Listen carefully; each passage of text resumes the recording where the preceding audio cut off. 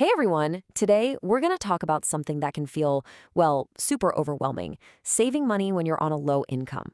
But this isn't about pinching every single penny until it hurts. Not at all.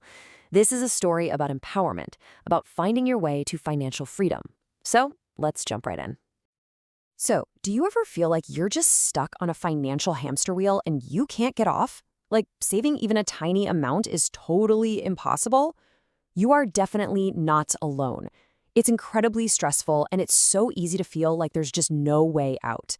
But listen, I promise you, there is a path forward.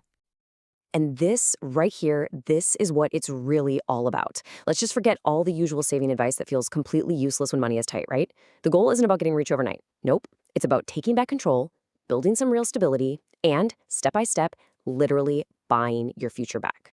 Okay, the very first step, and honestly, it's the most critical one, is a mental shift.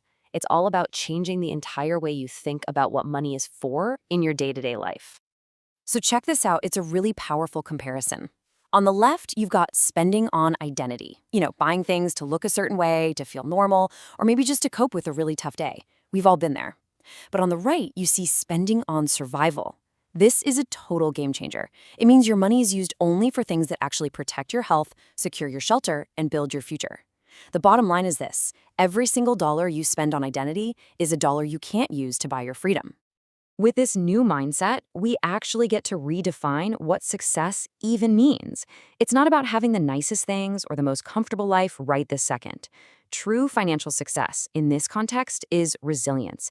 It's about having fewer bills, needing less money just to get by. And because of that, you gain more time and, this is huge, more mental space.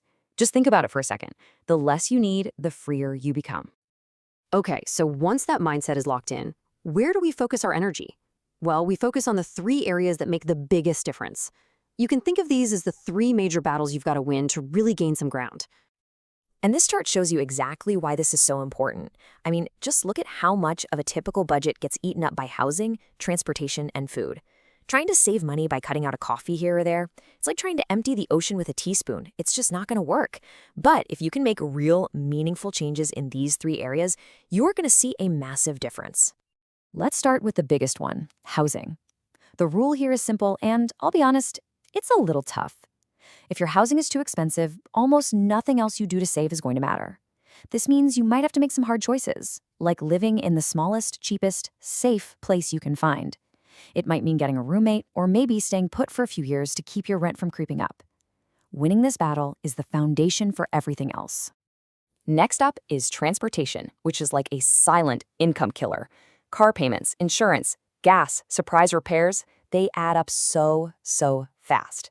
The most powerful move you can make is to avoid owning a car altogether if at all possible. Walk, bike, use public transit. Now, if a car is an absolute necessity where you live, the strategy is to buy an old, reliable, probably boring car with cash. That means no car payments ever. And the third big battle, food. The big mindset shift here is to start seeing food as fuel, not as your main source of entertainment. This means cooking at home pretty much all the time. Think simple, repeatable, and cheap meals. And it means drawing some hard lines. No food delivery apps. No daily runs to the coffee shop. These little daily purchases are the ones that drain your bank account without you even realizing it. So you've won the big battles. Now what? Now you need to build daily systems to protect the progress you've made. This is all about making smart financial choices automatic, so you don't have to rely on sheer willpower, which we all know runs out. First up, you have to become a hunter of recurring expenses. I'm serious, go through your bank statement with a fine-toothed comb.